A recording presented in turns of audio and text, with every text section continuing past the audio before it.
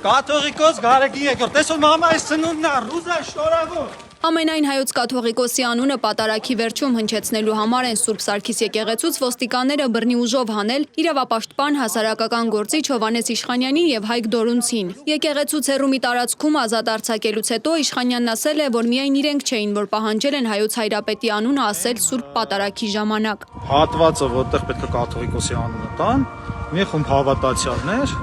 եւ չտվեցին։ Այսինքն գրաքննել են։ Սա իսկական պատարագ չէ՞ էլի։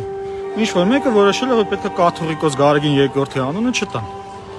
Ու այդ մասը զեղչում են, չեն տալիս։ Այնտեղ մի խումբ հավատացյալներ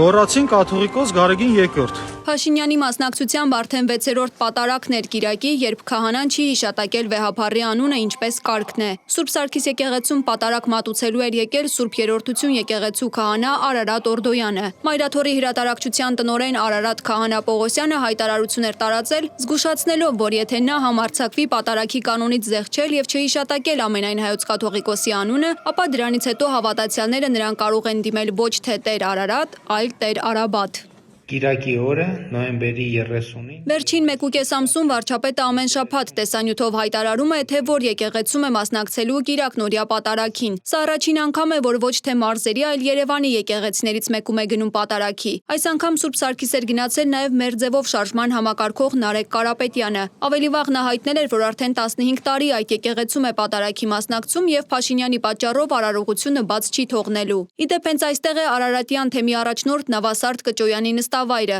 Նա եւ 7 այլ բարձրաստիճան հոգեվորականներ նախորդ շաբաթ գնացել էին Փաշինյանի հետ հանդիպման։ Հենց այս նույն օրն էր, որ տարածվեց եպիսկոպոսների ու արքեպիսկոպոսների ստորագրությամբ հայտարարությունը, որով վեհափառ հայրապետից պահանջում էին, որ Արշակ Սրբազանը լքի մայրաթոռը։ Երկար լռությունից հետո այսօր Արշակ արքեպիսկոպոս Խաչատրյանը մամուլի ասուլիս է հրավիրել իր շուրջ ընթացող զարգացումները պարզաբանելու համար։ Սրբազանը հերքել է իր առնչությունը համացանցում տարածված ինտիմ տեսանյութերի հետ, թեև քննչական կոմիտեն քրեական վարույթ էր հարուցել եւ հաստատել տեսանյութերի իսկությունը։ Ես ասել եմ, որ ես բազմաթիվ մեղքեր եմ գործել,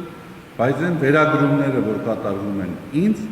բացարձակապես կապ չունեն իմ կյանքի հետ, իմ կենսագրության հետ, իմ արածների հետ։ Ես տեսագրություններին առանձին անդրադարձել եմ, իհարկե դրանք կեղծիք են, ես սուտ եմ։ Արշակ Սրբազանն անդրադարձել է եպիսկոպոսների իրեն մայրաթոռից հեռացնելու վերաբերյալ հայտարարությանը։ Նրա խոսքով անկախ հանգամանքներից եկեղեցականների այդ քայլը դավաճանություն է։ Ընդհանրապես դա դավաճանություն է։ Ես չգիտեմ, սպառնալիքներ են եղել, սեփական համոզումներից ելնելով են այդպիսի քայլ կատարել։ Որոշակի նախապատվություններից, նախասիրություններից, այսօրվա իշխանավորների նկատմամբ անզսպելի սիրո զգացումներից, չգիտեմ, դժվարանում եմ ասել։ Չեմ փորձել ճշտել եւ դա բացարձակապես ինձ համար կարեւոր չէ։ Անկախ նրանից, թե ինչ գործոնների ազդեցության տակ է կատարվել այդ գործողությունը, գործողության բնութագիրը չի փոխվում։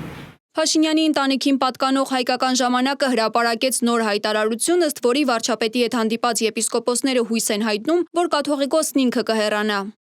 Մենք ակնկալում ենք, որ Գարեգին երկրորդ կաթողիկոսը իսեր մեր եկեղեցու եւ մեր ժողովրդի ստապ կգնահատի ստեղծված իրավիճակը, չի տանի մեր ազգն ու մեր եկեղեցին ավելորդ ցնցումների։ Կամովին հանգստյան կկոչվի եւ այդ կերպ հնարավոր կլինի նոր ընտրություններ կազմակերպելու։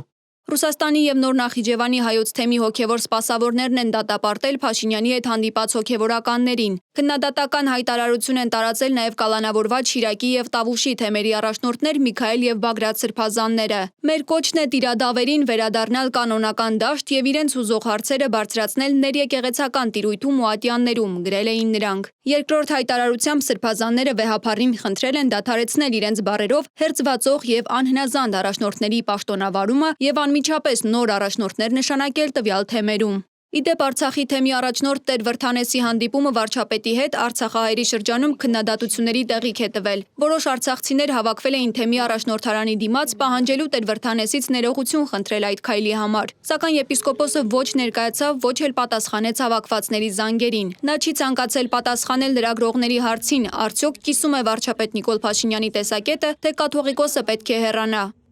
Մերի Դանիելյան, Reopen Media։